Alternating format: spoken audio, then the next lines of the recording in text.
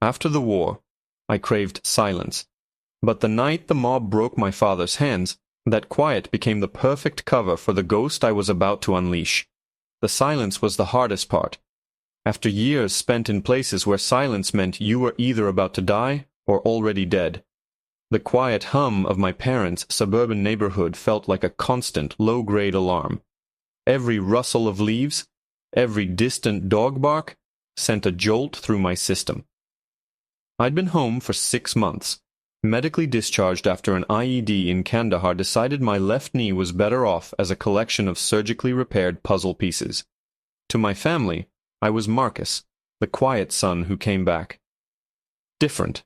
They saw the limp, the 1,000-yard stare I tried to hide, and they treated me with a gentle, cautious love that felt like being wrapped in cotton wool. They had no idea what I'd really done for the last decade. To them, I was just a soldier. Special Forces was a vague, impressive-sounding term they'd mentioned to friends at church. They didn't know the difference between a Green Beret and a Ranger, let alone the quiet professionals of the 1st SFOD. And that's how I wanted it. The unit was a lifetime ago. Now my life was my family. My father, David, was my hero, a man who'd worked 2 jobs his whole life to build something of his own. That something was David's Table, the best soul food restaurant in the city. My mother, Sarah, was its heart, her recipes the stuff of local legend. My younger sister, Lena, was its future, a business major at the local university with plans to franchise. They had built a little kingdom of collard greens, crispy fried chicken, and unshakable community spirit. It was pure, it was good, and it was starting to make real money. That's when the trouble started. It began with a man named Vinny Falcone. He showed up one Tuesday afternoon, dressed in a suit that cost more than my first car, flanked by 2 mountains of muscle who looked like they gargled gravel for fun. He didn't look at the menu. He walked straight to my father, who was wiping down the counter, and smiled a smile that didn't touch his cold, dead eyes. I was in a corner booth, trying to read a book, but my senses had flared the moment they walked in. I catalogued them instantly. Vinny was the talker, the brain, but his posture was tense. The 2 goons were classic muscle. One kept his right hand free and near the inside of his jacket. The other's gaze roamed the room, mapping exits and threats. My threats. "David," Vinny said, his voice a smooth, oily purr. "Big fan of what you've built here. A real pillar of the community." My dad, never a man to be intimidated, just nodded. "Can I help you?" You could say that. See, a successful business like this, it needs to be looked after, protected. Things can happen. A fire, a robbery. You understand. The Falcone family, we provide a premium insurance policy against misunderstandings. I watched my father's back stiffen. He put the rag down, his hands flat on the counter. He'd built this place with those hands from the studs up. "I think you've mistaken me for someone who's interested. We have insurance, and we have the police." Vinny's smile widened, becoming something sharp and predatory. "The police arrive after the misunderstanding. We prevent it. Think of it as a partnership fee, a small percentage to ensure everything continues running smoothly." My dad's voice dropped, low and firm. "This is my family's restaurant. We don't have partners. Now I'm going to have to ask you to leave." I saw the flicker in the goon's eyes, the slight shift in his stance. My own body tensed, my knee screaming in protest as I subtly shifted my weight, preparing to move. But Vinny just chuckled, a dry, rattling sound. He placed a business card on the counter. "Think it over, David. We're very patient. But our patience has limits." Then they turned and walked out, the little bell over the door chiming mockingly behind them. My mom came out from the kitchen, her face pale. My dad just stared at the door, his jaw set like granite. He picked up the card, tore it into 4 perfect squares, and dropped it in the trash. "We don't bow to thugs, Sarah," he said. That was the end of the discussion, but it was only the beginning. 2 nights later, a brick came through the front window of the restaurant. Wrapped around it was a note. First warning. My dad called the cops, who took a report, offered a shrug, and warned that these things were hard to prove. The next week their main supplier suddenly dropped their contract, no explanation given. A health inspector showed up, citing an anonymous tip, and nitpicked them for hours over violations that didn't exist. It was a slow, suffocating squeeze. Fear started to creep into my family's eyes. Lena started looking over her shoulder when she walked home from class. My mom's hands trembled when she plated food, but my dad refused to yield. "This is our home," he'd say. "We don't run." I stayed quiet. I watched. I listened. My family mistook my silence for the same shell-shock detachment I'd brought back from the war. They didn't see the gears turning. They didn't see the operator waking from his slumber. I made a few quiet calls to old contacts. Ran the name Falcone. They were old-school Mafia, but their power had been waning for years. Now, under a new, more aggressive boss, they were trying to reclaim their territory by targeting independent businesses they thought were easy pickings. They saw a black family, successful and proud, and figured they wouldn't fight back. They figured wrong. The final line was crossed last night. My dad was walking to his car after closing up, and two men jumped him. They didn't rob him. They just beat him, broke two of his ribs and left him lying on the asphalt. They broke the hands that built his dream. I was sitting by his hospital bed when he woke up, my mom weeping silently in the chair beside me. He looked at me, his face a swollen purple mask, and I saw something in his eyes I'd never seen before. Defeat. Maybe we should just pay them, son," he whispered, the words rattling in his chest. I can't let them hurt your mother or Lena." I just shook my head, a cold, hard calm settling over me. "No, Dad," I said, my voice steady. "You're not paying them anything. I'm going to handle this." He didn't understand. My mother didn't understand. They just saw their broken son making a promise he couldn't possibly keep. But I wasn't broken. I was forged. Tonight I sat in the dark of our living room, long after everyone else had gone to bed. The house was silent, but it wasn't the unnerving silence of suburbia anymore. It was the silence I knew, the predatory quiet before the storm. I'd been waiting. My training doesn't just leave you. You don't stop noticing when a car passes your house for the fourth time in an hour. You don't miss the flicker of a cigarette ember in the darkness of the park across the street. They were watching us. They were planning their next move, something to terrify my family into submission for good. Around 2 a.m. I heard it. The soft crunch of tires on the gravel at the end of our driveway, followed by the muffled thud of 2 car doors closing.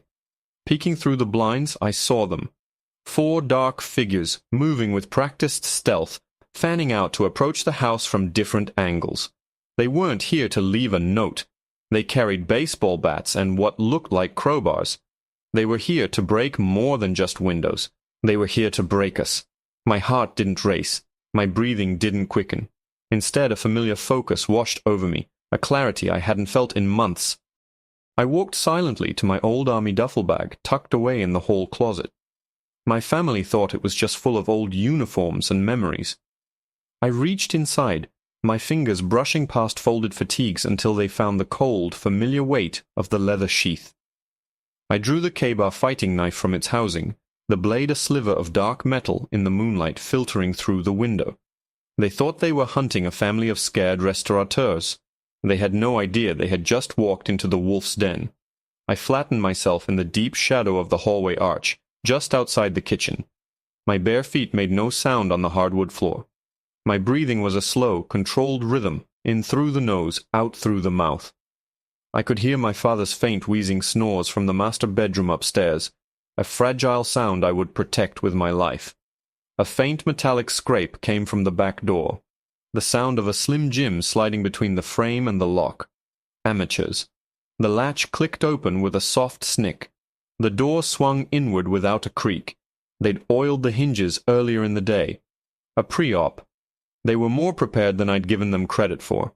A large silhouette filled the doorway, pausing to let his eyes adjust to the darkness. Rule 1. Never frame yourself in a doorway. This was his last mistake. I moved like smoke. 3 silent steps, and I was on him. My left arm snaked around his throat, my bicep crushing his carotid artery, while my right hand clamped over his mouth and nose, stifling any sound.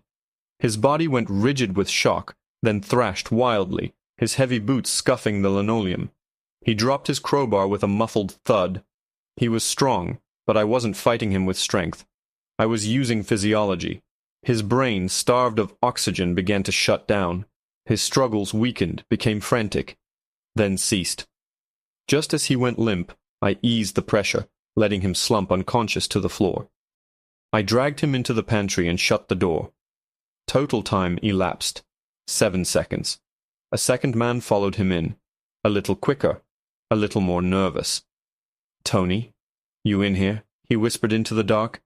He flicked on a small penlight, its beam cutting a nervous path across the kitchen counters, past the spice rack, over the fruit bowl. The beam swept past the archway where I stood. I held my breath, motionless. He took a hesitant step forward, then another. "Tony, quit screwing around." His light found the crowbar on the floor. That was the trigger.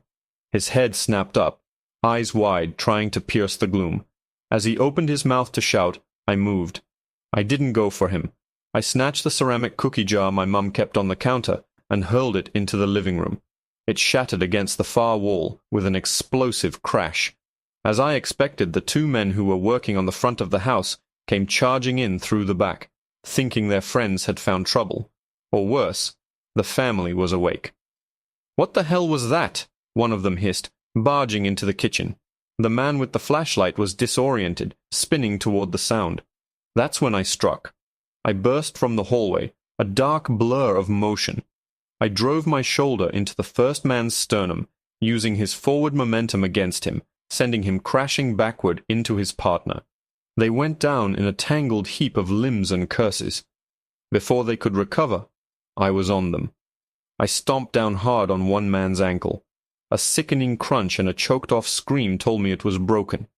I brought the heel of my palm up under the other man's nose, a sharp, brutal strike that sent a spray of blood across the floor and his eyes rolling back into his head. 2 down.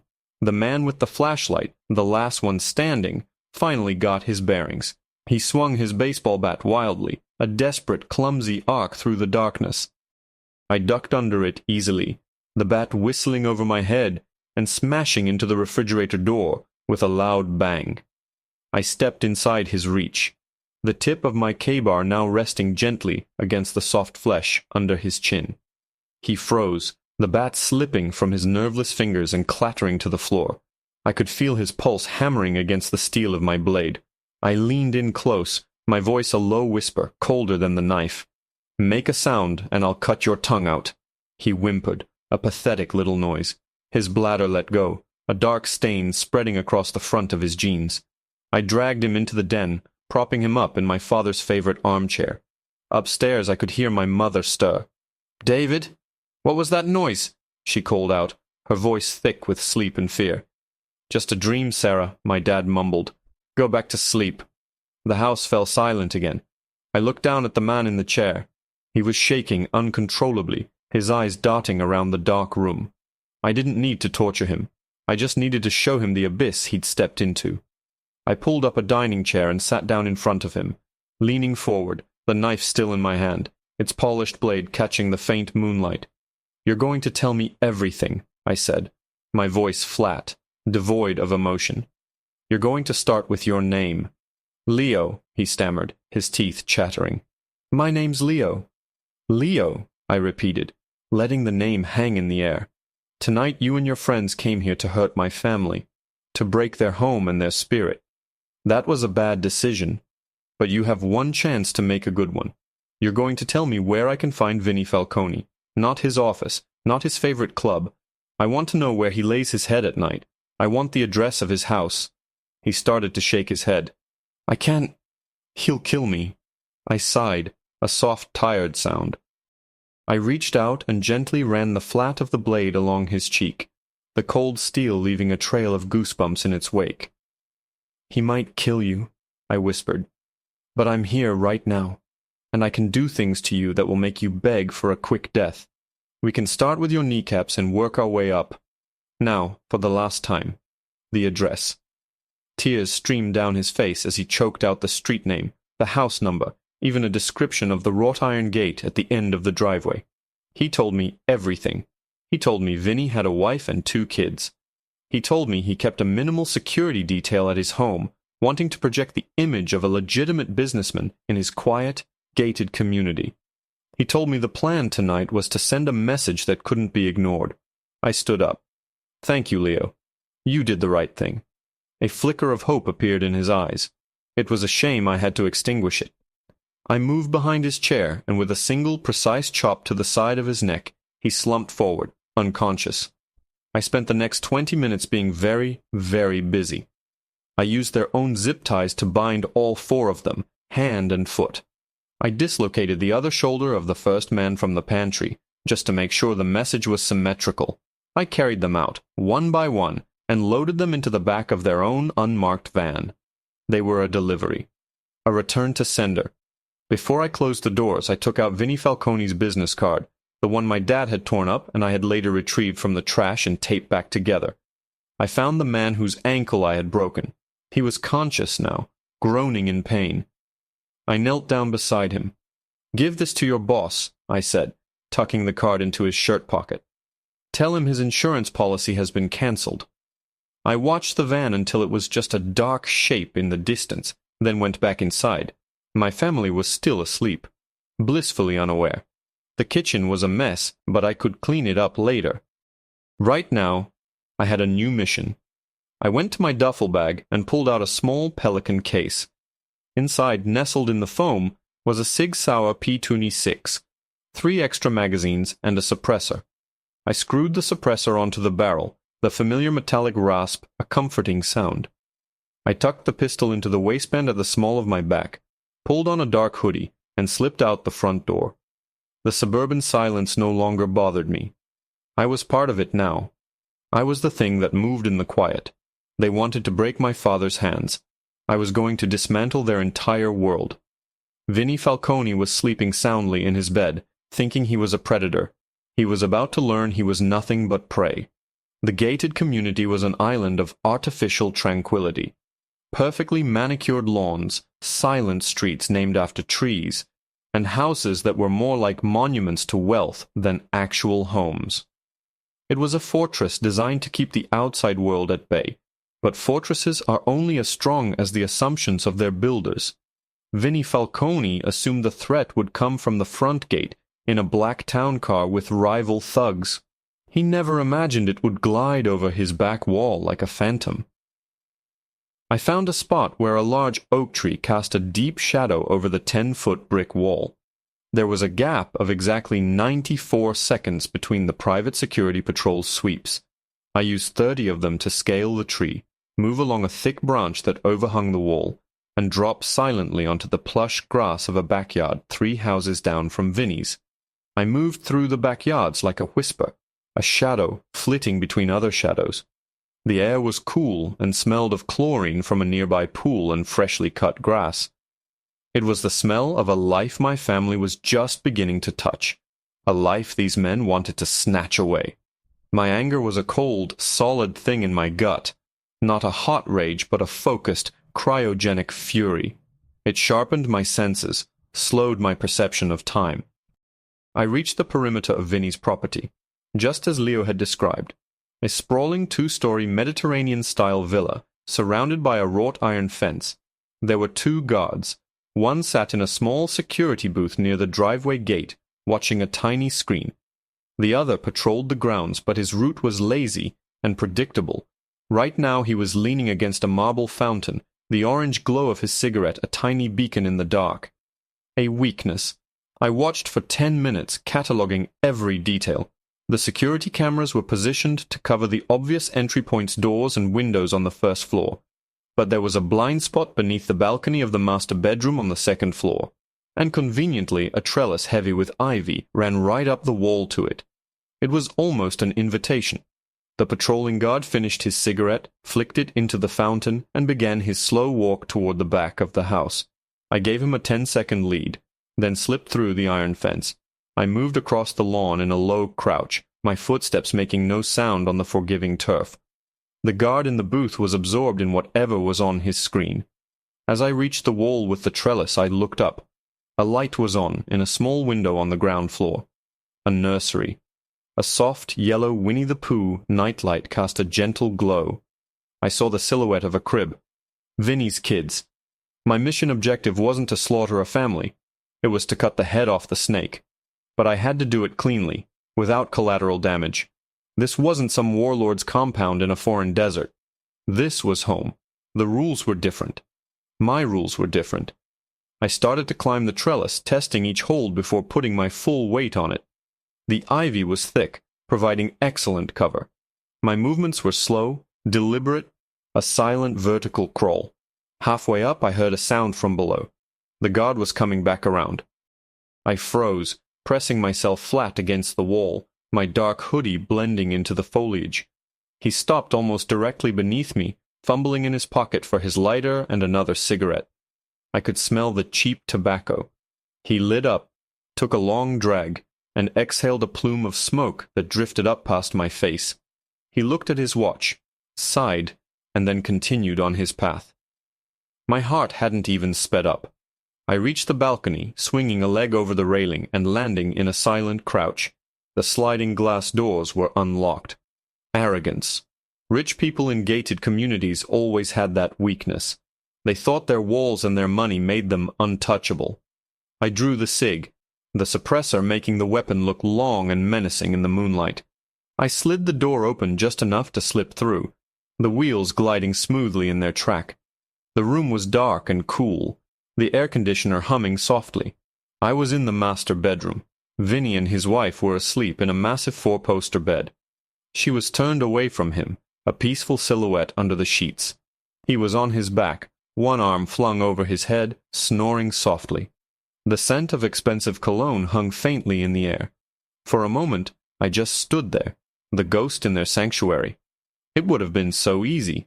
A single, soft "ft" from the suppressor, and it would all be over. But my father's face flashed in my mind. He was a builder, not a destroyer. He wouldn't want me to become this. This wasn't an assassination. It was a conversation. I moved to Vinny's side of the bed, my pistol held low and ready. I reached out and gently placed my free hand over his mouth. His eyes shot open, wide with sleep-dazed confusion that instantly morphed into stark, primal terror. He saw my face, a grim shadow he didn't recognize, and the dark, unmistakable shape of the suppressed pistol aimed at his head. I leaned in, my voice barely a breath of sound. "Don't move, Vinny. Don't make a sound. We need to talk about your insurance policy." His body went rigid. A sheen of sweat broke out on his forehead. He gave a tiny, almost imperceptible nod. I slowly removed my hand from his mouth. His wife didn't stir. He looked from me to her, a flicker of panic in his eyes. "Get up," I whispered. "Slowly, we're going downstairs." He did as he was told, sliding out of bed with the careful movements of a man who knew his life hung by a thread. I motioned him toward the door, staying behind him. The muzzle of my pistol pressed lightly against his spine. We moved out of the bedroom and into the grand, cathedral-like hallway. As we started down the wide, curving staircase, Vinny's bare feet silent on the thick carpet, he seemed to recover a fraction of his composure. A bit of the mob boss bravado returned. "Who are you?" he hissed, his voice trembling but laced with defiance. "Who sent you? Was it the Russians? The Triad?" "Nobody sent me," I said calmly. "You came to my house. You beat my father. You picked a fight with my family, Vinny, and my family fights back." Understanding dawned in his eyes, followed by disbelief. "The restaurant. You're the son? The soldier?" His voice was incredulous. He couldn't reconcile the quiet, limping man he'd seen in the corner booth, with the specter holding a gun to his back. We reached the bottom of the stairs. I prodded him into his own opulent living room.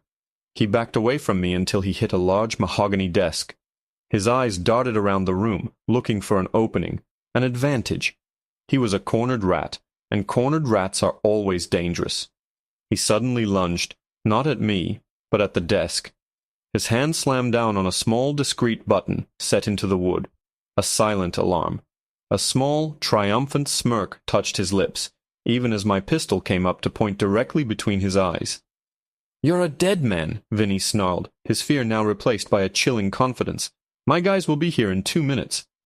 The whole neighborhood will be locked down. There's no way out." He was right. I could already hear the faint, distant sound of sirens wailing, growing louder with every passing second. A faint, cold smile touched my lips. The wail of the sirens didn't bother me. It was just noise, part of the symphony I was conducting. 2 minutes, I said, my voice as calm as the surface of a still lake. That's optimistic. Vinny's confident smirk wavered. He didn't understand.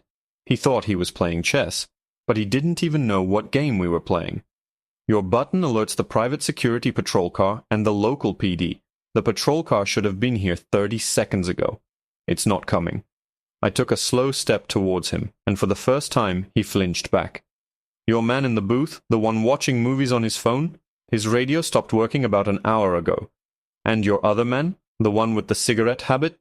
He's asleep in the bushes by your fountain. I was very quiet. The blood drained from Vinny's face. The sirens were closer now, maybe a minute away, but the sound of his own security's failure was roaring in his ears. He was looking at me, really looking at me, and seeing something far more terrifying than a grieving son. He was seeing a professional.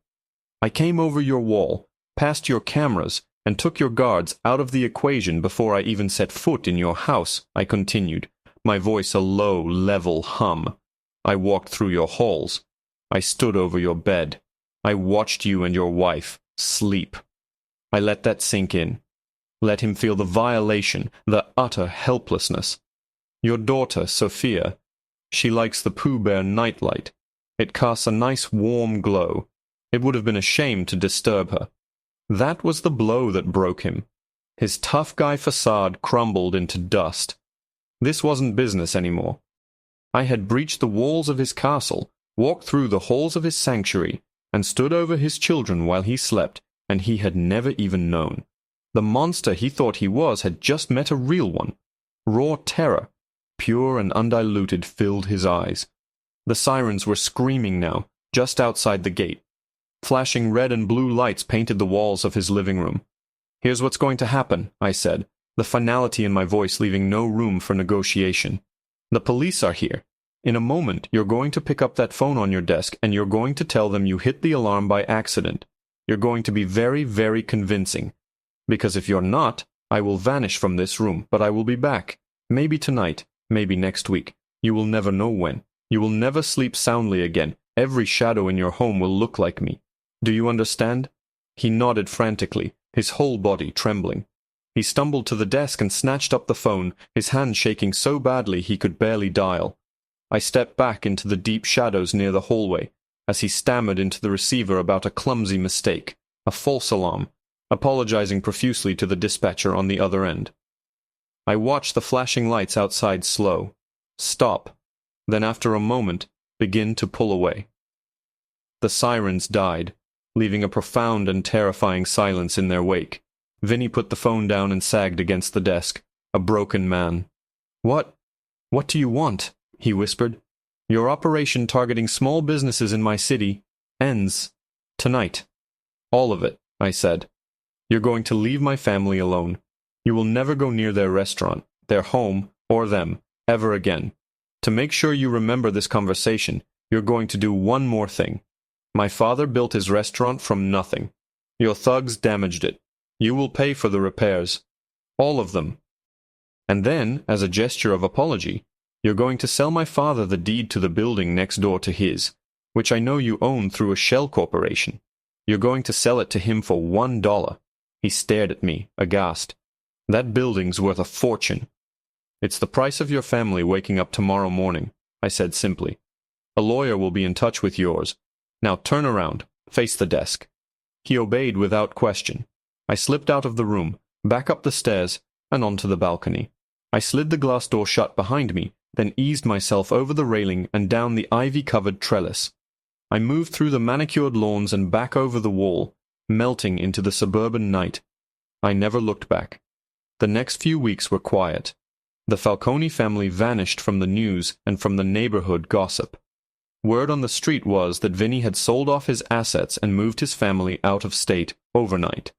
A few days later, a cashier's check arrived at the restaurant via courier. It was for far more than the cost of the repairs. A week after that, a lawyer contacted my father with an offer he couldn't refuse. My dad was confused, but my sister, Lena, her eyes sharp and curious, just looked at me. She didn't ask. She just nodded, a silent acknowledgement passing between us. Today, I'm sitting in that same corner booth at David's table. The new, larger window lets in the afternoon sun. My dad is in the kitchen, humming, the rhythm of his work no longer pained. His hands have healed. My mom is taking orders, her smile brighter than I've seen it in years. Lena is next to me, sketching out expansion plans for the newly acquired building next door. The low murmur of happy customers, the clatter of silverware, the smell of my mother's cooking. This is the sound of our victory. They don't know the details of what happened. They just know that the storm passed. They see Marcus, the quiet son who came home from the war. And in a way, they're right. I did come home. I just had to fight one last battle to get here. The silence doesn't bother me anymore. It's no longer an alarm. It's peace. A peace I earned. A peace I will always be here, in the corner, to protect.